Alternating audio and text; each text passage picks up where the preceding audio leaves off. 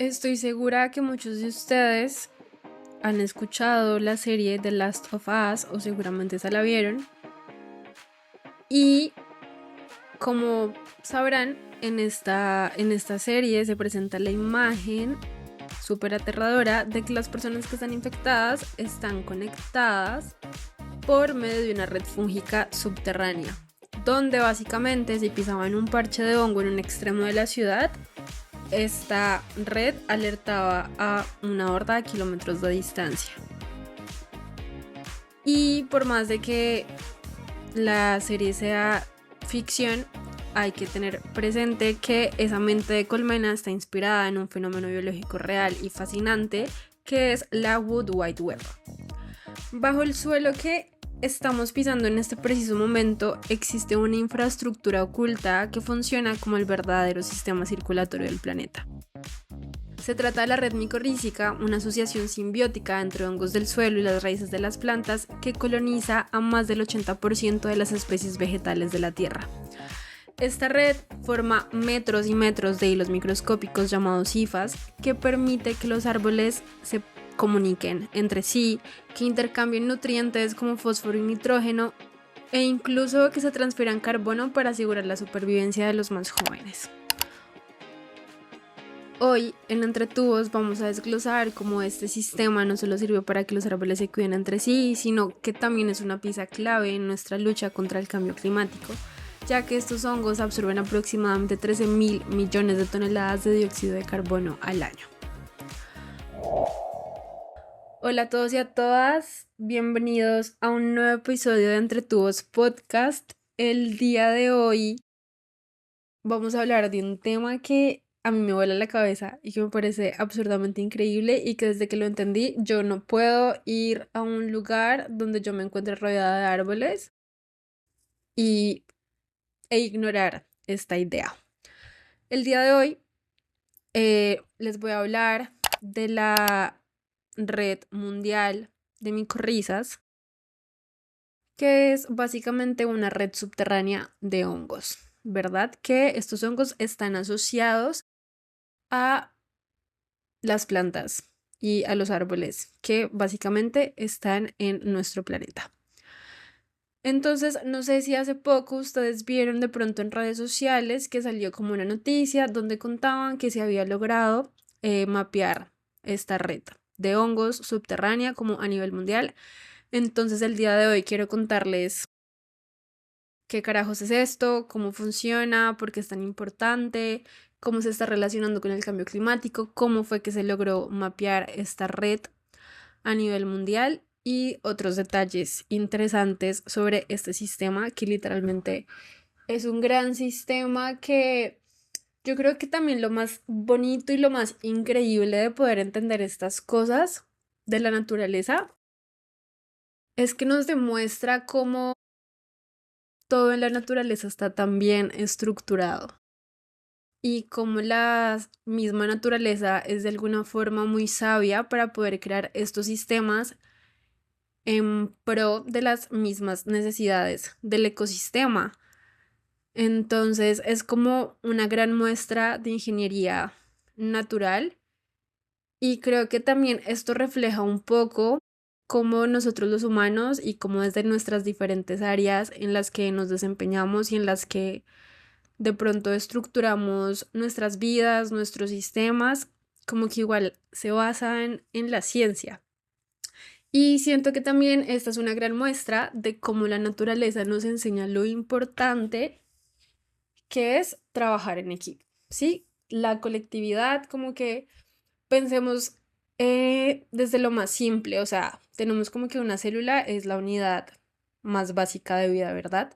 Pero una célula por sí sola no puede hacer muchas cosas, o sea, realmente una célula es como, o sea, no puede como cumplir y aprovechar todas las funciones y todas las propiedades que tiene en sí misma ella sola. Y es necesario entonces que tengamos un sistema que vendría siendo como este conjunto de células y de tejidos que permiten un funcionamiento óptimo, ¿no? Entonces a mí me gusta mucho pensar que la vida desde lo más simple nos muestra que pues que uno no funciona como un individuo ahí solo. Sé que puede ser esto un poco rebuscado, no sé, pero en estos tiempos donde nos quieren meter esta idea de individualidad, como que me ha gustado mucho encontrar como en muchos puntos de la vida nos muestran que esto es imposible y que para poder lograr grandes cosas, para poder hacer cosas como a un nivel con un mayor alcance, pues es importante trabajar en equipo, unirse, crear juntos, etcétera, etcétera.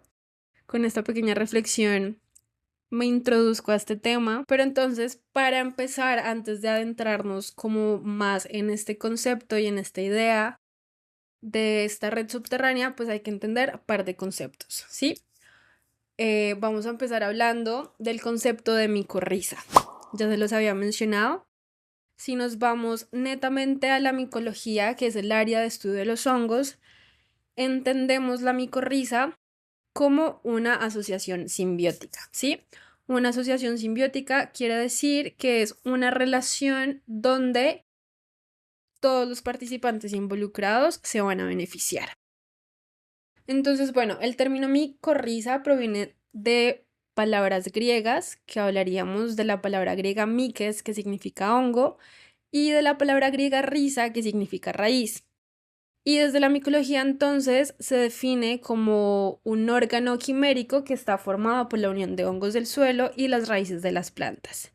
Y como les decía, esta es una asociación simbiótica, entonces básicamente es una relación de mutualismo donde el hongo actúa como una extensión de las raíces y donde tanto las raíces como el hongo van a obtener beneficios para su existencia. Les mencioné órgano quimérico y básicamente el órgano quimérico es la mezcla de tejido vegetal con tejido fúngico. Listo, para que también tengamos ahí como esa definición clara. Y vamos a ver también que las micorrizas se pueden clasificar por la ubicación de las hifas, que son estructuras del hongo, en relación con las células de la raíz de la planta. Entonces podemos hablar de ectomicorrizas, que es cuando las hifas envuelven como la parte externa de la raíz formando un manto o una capa que simplemente como que las envuelve. Y hablamos de las endomicorrizas, que es cuando las hifas colonizan el interior de las células de las raíces, ¿sí? Dentro de las endomicorrizas se habla de un grupo que es como el más relevante, que son las micorrizas arbusculares. Entonces, por practicidad, vamos a hablar de ectomicorrizas y de micorrizas arbusculares. Y estas micorrizas arbusculares reciben este nombre porque básicamente lo que hacen es formar estructuras ramificadas llamadas arbúsculos, que es como un pequeño árbol. Y esto ocurre dentro de las células de las raíces de las plantas para optimizar el intercambio de nutrientes.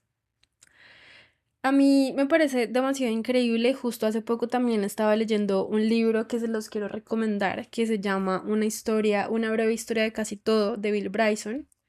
Bill Bryson es un divulgador científico que me parece espectacular la forma y la capacidad que tiene de poner en términos tan simples la ciencia y también la manera como en la que lo relata. Entonces, en este libro, literalmente, o sea, el título lo dice todo, es una breve historia de casi todo. Te cuentan en términos muy generales cómo ha sido como el flujo de la investigación científica a lo largo de la historia de la humanidad y también de alguna forma relata cómo ha sido la historia del planeta, desde cómo surge el planeta, cómo surge el Sol, cómo surgen eh, los satélites, como toda la evolución de la vida en el planeta Tierra. Entonces, leyendo este libro me ha parecido demasiado increíble pensar en que nosotros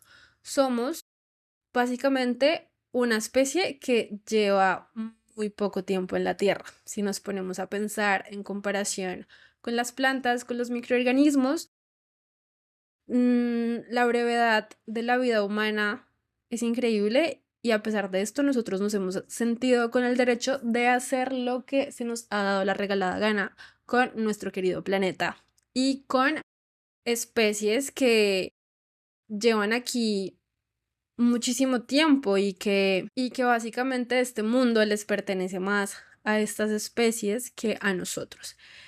Entonces con esto también quiero conectarlo con la idea de esta red subterránea para que visualicemos y entendamos todo el impacto que tiene lo que nosotros hacemos sobre nuestro planeta y sobre este tipo de sistemas. Entonces, esta cooperación que existe entre los hongos y entre las plantas y sus raíces no es algo reciente, o sea, puede que sí, hoy estemos hablando de esto y que se haya logrado hacer el mapa a nivel mundial, pero esto no es algo reciente. Esta asociación surgió hace unos 470 millones de años y literalmente fue la clave para que las plantas pudieran colonizar la tierra firme, porque digamos que en un principio había plantas en los océanos, pero hubo todo un proceso para que las plantas colonizaran la tierra firme, ¿verdad? Entonces, hablamos de que actualmente los hongos micorrízicos colonizan más del 80% de las raíces de las plantas terrestres.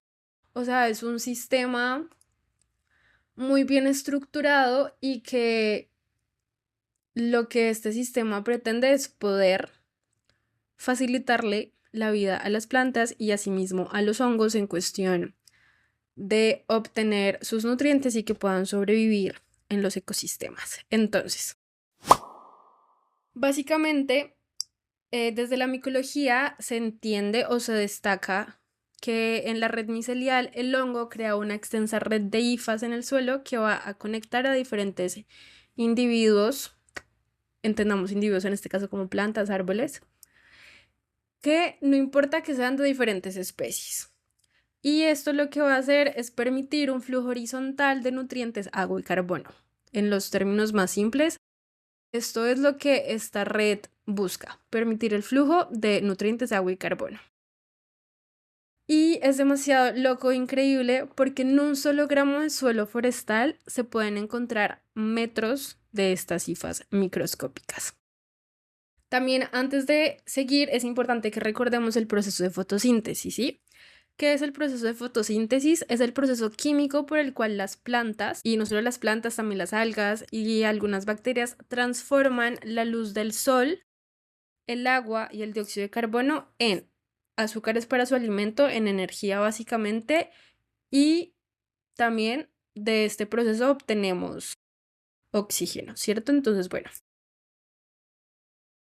en relación con esto, ¿cuál va a ser la función del hongo? Bueno, el hongo podemos decir que funciona como un socio comercial. Entonces el hongo lo que va a hacer es absorber fósforo y nitrógeno del suelo para la planta y a cambio el hongo va a recibir hasta el 20% del carbono que es fijado por la planta mediante la fotosíntesis. Y este carbono va a ser vital para el crecimiento del micelio del hongo. La estructura de los hongos que consiste en una masa de hifas ramificadas. Una vez entendemos estos conceptos, entonces tenemos que la red micelial básicamente es una red subterránea de hilos microscópicos, podemos decirlo así, de hongos que van a conectar las raíces de las plantas para intercambiar nutrientes. Como les mencionaba, más del 80% de las plantas terrestres forman estas micorrizas. Y entonces tenemos que las micorrizas son las asociaciones simbióticas entre los hongos y las raíces de las plantas. A mí me gusta pensar en un bosque como una gran ciudad, ¿cierto? Donde los árboles son los edificios y las micorrizas son como los cables de fibra óptica o las tuberías del agua que conectan todas las casas para compartir recursos. Es una analogía como para que podamos dimensionar un poco este sistema. Y la verdadera pregunta es como, bueno, sabemos que existe una red subterránea, sabemos que tanto hongos como plantas se benefician de esto, pero entonces, ¿realmente cuál es el papel en el ecosistema? Bueno, esta red básicamente actúa como un sistema de soporte vital y de comunicación para garantizar el sostenimiento del bosque. Entonces, Como les he mencionado, estas redes permiten la transferencia de carbono, nitrógeno de agua, por ejemplo, de árboles maduros a árboles que apenas están en crecimiento, lo que ayuda a su supervivencia, también considerando las condiciones de estrés que se pueden encontrar en estos ecosistemas. Y además también funciona como un sistema de defensa. Entonces, por ejemplo, cuando una planta es atacada por una plaga, van a enviar señales químicas a sus plantas vecinas para que éstas puedan preparar una respuesta. Bueno, ustedes saben que aquí sí explicamos las cosas, hablamos de los conceptos, las definiciones, bla, bla, bla, bla, bla, pero pues acá también nos interesa saber qué ha habido detrás de las cosas, cómo se ha llegado hasta ese punto, cuál es la historia, qué es lo que hay detrás. Entonces yo veía la noticia en la que se había logrado el mapeo de la red y yo decía, pero bueno, ¿cómo lo hicieron? ¿Quiénes lo hicieron? Entonces les voy a contar quiénes están involucrados en el mapeo de esta red. Hay que empezar hablando de un grupo de investigación en Zúrich, en Suiza. Básicamente las investigaciones han estado lideradas principalmente por el Crowder Lab en Zúrich, en Suiza, que también ha trabajado de forma muy unida con la Universidad de Stanford en Estados Unidos. ¿Ellos qué han hecho? Ellos lo que han hecho ha sido utilizar algoritmos de Machine Learning para procesar una base de datos súper gigante que abarca aproximadamente 28.000 especies de árboles en más de 70 países. Como resultado de esto, lograron crear el primer mapa global de alta resolución, que les voy a dejar el link en la descripción de este episodio donde pueden observar el mapa. O sea, no, es que es demasiado increíble. Y en este mapa predice en dónde están los hotspots de biodiversidad de hongos micorrízicos en todo el planeta. Entonces, básicamente esto fue como hacerle una resonancia magnética a la Tierra para entender cómo funciona su sistema circulatorio.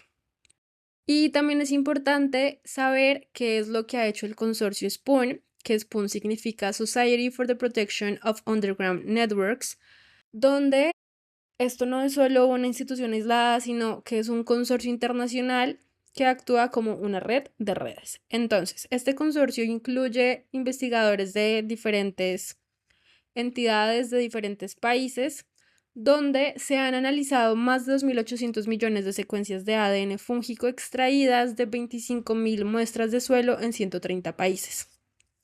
Y su trabajo ha sido vital porque nos ha revelado que menos del 10% de estos hotspots de biodiversidad micorrízica están protegidos legalmente, lo que nos pone básicamente en una carrera contra el tiempo frente al cambio climático, que esto ya lo vamos a entender un poquito mejor más adelante. Vamos a hablar entonces de 4 puntos principales que lograron el mapeo global de esta red. En primer lugar, tenemos que hablar del ADN ambiental. Entonces, la base de todo esto no fue ver a los hongos con nuestros ojos, porque básicamente no lo podemos hacer, sino que fue leer sus huellas digitales, ¿cierto?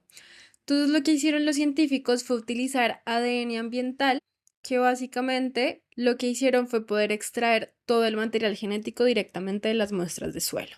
Procesaron más de 2.800 millones de secuencias de ADN fúngico provenientes de aproximadamente 25.000 muestras de suelo recolectadas en 130 países. Se utilizaron marcadores específicos para diferenciar los hongos ectomicorrízicos de los hongos arbusculares y básicamente con esto pudieron como descifrar ese código de barras de cada especie para poder identificarla. En segundo lugar, el cerebro de la operación, por decirlo de alguna forma, fue el Machine Learning, ¿cierto? Entonces, como es básicamente imposible tomar una muestra de cada metro cuadrado de la Tierra, los investigadores usaron Machine Learning. Lo que hicieron fue entonces entrenar algoritmos de bosques aleatorios con los datos de las muestras reales. Y le enseñaron al sistema 24 variables claves del entorno, como la temperatura, las lluvias, la química del suelo, la topografía, hasta la biomasa de las plantas, etc. Y el algoritmo aprendió, como con toda esa información que le dieron, que por ejemplo, que si en un lugar hace frío y el suelo es ácido, es muy probable que encontremos ciertas especies específicas de hongos. Y una vez que la inteligencia artificial aprendió y se nutrió con toda esta información, entonces llegamos al tercer punto, que es el mapa de alta resolución, ¿no? Entonces, una vez el sistema estaba nutrido con todos estos datos, se le pidió que adivinara, entre comillas, o que predijera qué hay en los lugares de los cuales no se había tomado muestras. Entonces, también hay que tener presente que esto es como un modelo, o sea, este mapa es un modelo de la red global porque pues al día de hoy no se ha podido tomar una muestra en todos los países, en todos los territorios, pero sí se ha logrado recoger información suficiente para poder de forma precisa analizar la información de acuerdo con las condiciones de cada territorio y pensar en cuáles son los posibles hongos que están allí. Entonces, ya con estas predicciones se logró crear el mapa con una precisión asombrosa de 1 km² por píxel en todo el planeta. Y como último punto, pues para que no fuera solo una teoría y una predicción como de la computadora, los científicos aplicaron pruebas rigurosas para poder validar y garantizar la calidad de los datos. Entonces, hicieron una validación cruzada donde lo que hicieron fue probar los modelos con datos que el algoritmo no conocía para ver si aceptaba, logrando una buena precisión para ambos tipos de micorrizas. Y también realizaron mapas de incertidumbre, que lo que hicieron fue crear capas adicionales que nos dicen en qué partes del mundo los datos son muy seguros y en cuáles no, porque todavía se necesitan ir a tomar más muestras porque posiblemente hay puntos ciegos. Ya sabiendo esto, podemos hacer y consolidar todo esto en una línea del tiempo muy breve. Entonces, primero vamos a hablar de cuando las plantas intentaron colonizar la tierra firme, ¿cierto? Hace 470 millones de años, donde las plantas no tenían raíces fuertes y no tenían este sistema que les permitiera sobrevivir en tierra firme. Entonces, es allí cuando las plantas dicen, no, pues hay que hacer algo. Entonces se asocian con los hongos del suelo, que básicamente es una cooperación que permitió la vida terrestre tal como la conocemos hoy en día. Luego de esto, nos vamos para 1997, donde la ecóloga Susan Simard publica en Nature algo que literalmente le volvió la cabeza a todo mundo, y fue ella quien demostró por primera vez que el intercambio de carbono entre árboles a través de hongos era bidireccional, y es ella quien acuñó el término de Wood Wide Web, ¿cierto? Luego de esto nos vamos a 2019, donde sale el primer mapa global por científicos del Crowder Lab y de la Universidad de Stanford. Y son ellos quienes logran como la primera línea de base global. Y ya en 2025 es cuando se publica el Atlas subterráneo completo. Y yo me preguntaba, bueno, pero realmente cómo fue que el ADN ambiental ayudó a mapear toda esta red. Básicamente el ADN ambiental funciona como un forense biológico para poder entender el suelo sin tener que ver físicamente a cada hongo, porque eso sería imposible. Entonces, imaginémonos el suelo como una escena del crimen. En el suelo podemos decir que es una habitación donde estuvieron muchas personas y aunque ya estas personas no estén ahí, por ejemplo, dejaron cabellos, dejaron rastros de piel, dejaron huellas dactilares y entonces el ADN ambiental funciona igual. Los hongos micorrízicos liberan material genético en el suelo mientras crecen, mientras se asocian con las raíces. Entonces lo que hicieron los científicos fue recolectar muestras de suelo, 25.000 muestras de suelo en 130 países diferentes, y lo que hicieron fue extraer de ellas estas huellas, ¿cierto? En el laboratorio, digamos que es muy difícil como leer toda esta información genética, entonces se buscan secciones específicas para poder identificar si hay ADN de un hongo, si hay ADN de una bacteria, etc. Porque obviamente en esta muestra de suelo pues no solo hay hongos, sino que hay un montón de cosas más. Entonces en el laboratorio tenemos como ciertos marcadores que nos permiten identificar qué es lo que hay ahí. y que igual cada especie, cada microorganismo tiene cosas particulares que nos permiten diferenciarlas de otras cosas. Y ya una vez que se sabía quién es quién, es cuando se pasa a usar el Machine Learning para poder analizar más información. Entonces, básicamente es como si tuviéramos 25.000 puntos en un GPS. Entonces, el algoritmo analizaba el clima, analizaba la temperatura, analizaba el tipo de suelo de cada uno de estos puntos para poder ir relacionando esta información y predecir cómo se vería el resto del mundo donde no había muestras. Y fue esto lo que permitió crear el mapa con una resolución tan impresionante.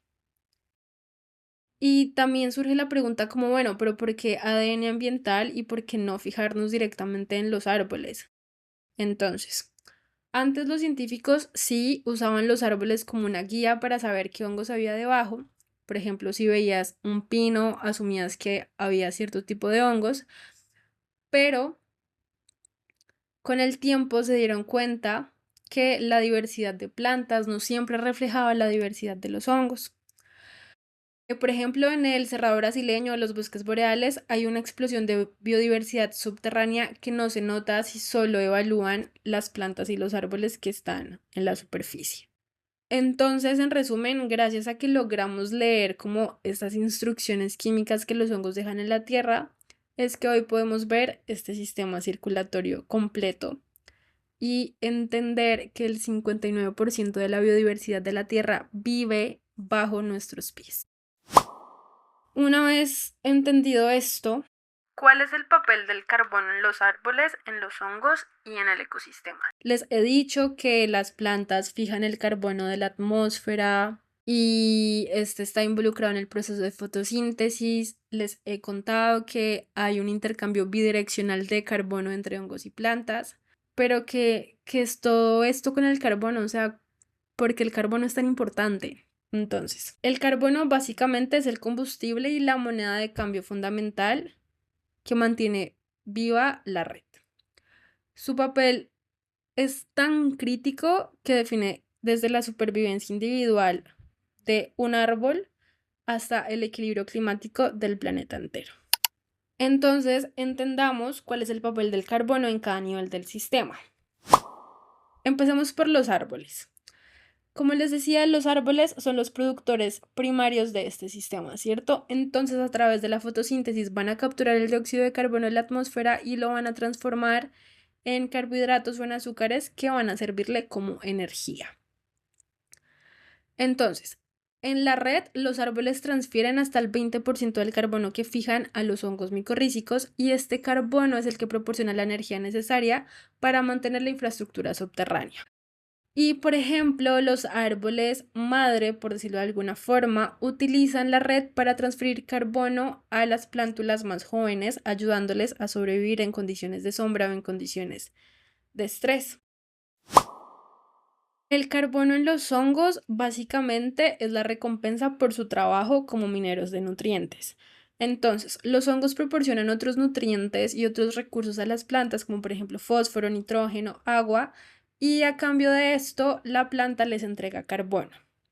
Como los hongos no pueden realizar la fotosíntesis, dependen totalmente de este suministro de carbono para poder expandir su red de hifas. Y también hay que tener presente que el hongo no siempre va a consumir todo ese carbono, a veces lo va a transferir a otras plantas de la red para mantener la diversidad y la estabilidad del ecosistema. Y básicamente el hongo es muy inteligente, entonces él asegura con su red de hifas que haya muchas especies conectadas para así poder reducir el riesgo de quedarse sin su fuente de carbono.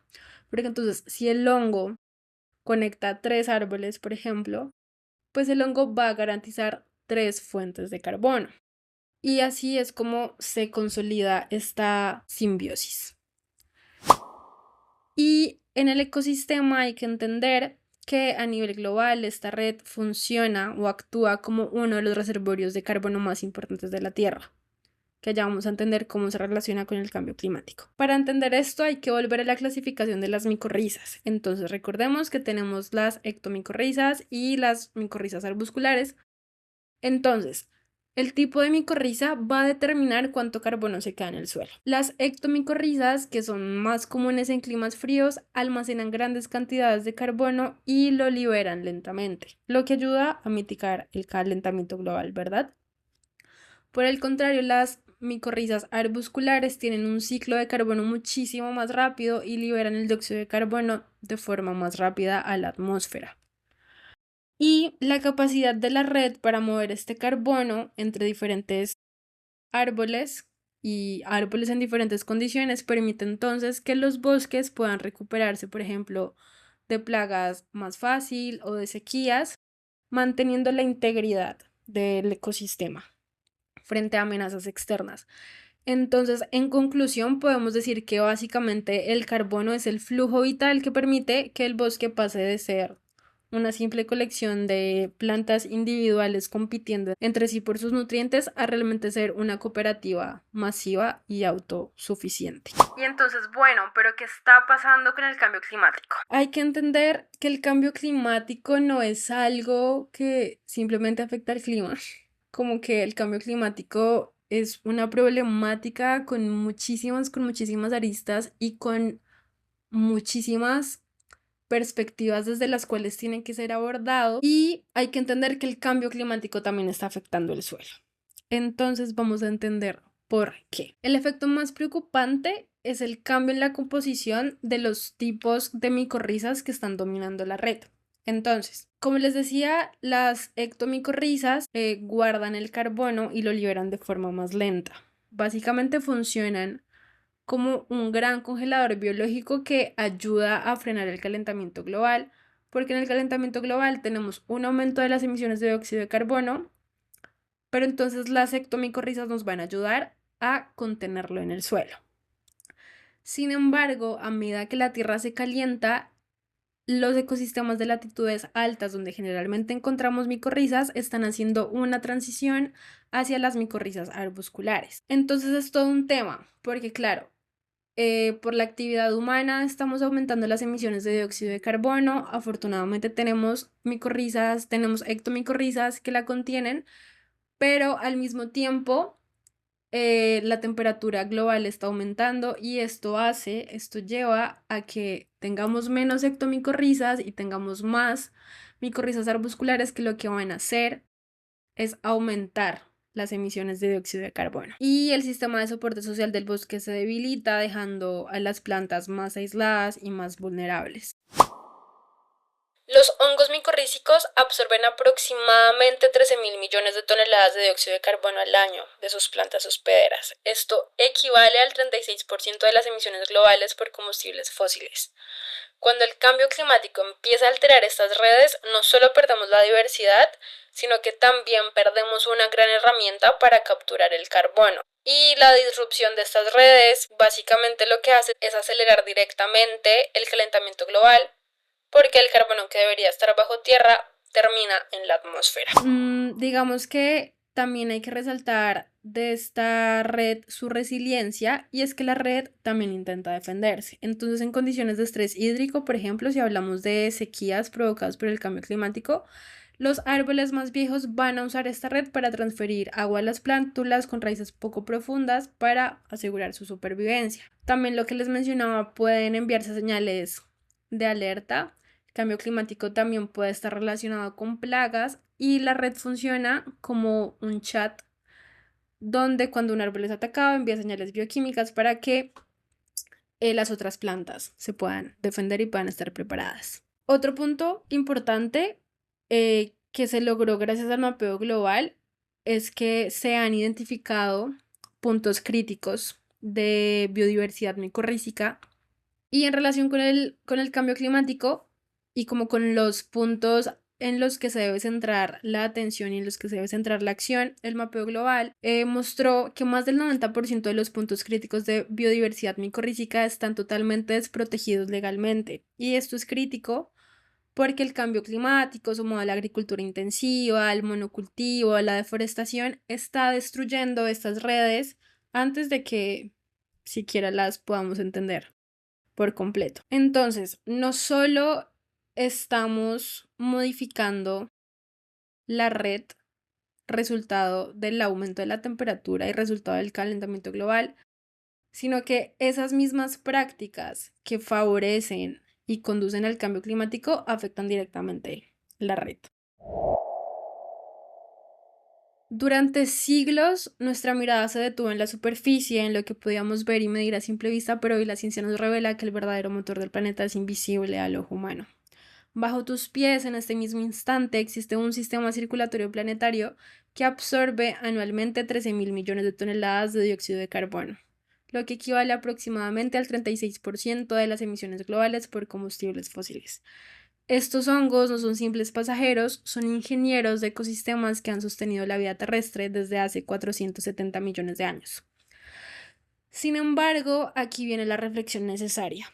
A pesar de que hoy tenemos un atlas subterráneo con una resolución de 1 kilómetro cuadrado, hemos descubierto que menos del 10% de los puntos críticos de esta biodiversidad están protegidos. Hemos mapeado el cerebro de la Tierra, pero aún no hemos aprendido a cuidarlo. La gran lección que quiero que quede con este episodio es que la diversidad de plantas que vemos arriba no garantiza la riqueza de hongos que hay abajo. Hay lugares que son tesoros ocultos que la conservación tradicional ha ignorado por mirar solo lo verde. Así que la próxima vez que camines por un bosque o incluso por un jardín, recordá que eres parte de una red mucho más grande y antigua que cualquier tecnología humana. La pregunta que quiero dejarles para que reflexionen es si los árboles han entendido durante millones de años que la clave de la supervivencia es la cooperación y el intercambio de recursos, ¿por qué a nosotros nos cuesta tanto aplicarlo en nuestra propia red social? Gracias a todos y a todas por acompañarme en un nuevo episodio de Entre Tubos Podcast. Recuerden que nos pueden encontrar en redes sociales como @entretubospodcast, principalmente en Instagram y TikTok, y pueden escuchar este podcast en la plataforma de su preferencia. Nos encontramos la próxima semana en un nuevo episodio, espero que se lo hayan disfrutado mucho. Por favor, recuerden darle like, compartirlo. En redes también estamos creando un montón de contenido para ustedes. Y también recordarles que el 26, 27 y 28 de agosto estaremos en Bogotá en el segundo encuentro de microbiología. También pueden encontrar más información de este evento en redes sociales. Aún están a tiempo de inscribirse como asistentes, así que estén súper pendientes. Nos encontramos en un nuevo episodio. Bye. Yo soy Paula Estrada, bacterióloga apasionada por la ciencia, y esto es Entre Tubos, un podcast de microbiología y bioanálisis. Encuéntranos en redes como Entre Tubos Podcast y escúchanos en plataformas de audio cada semana.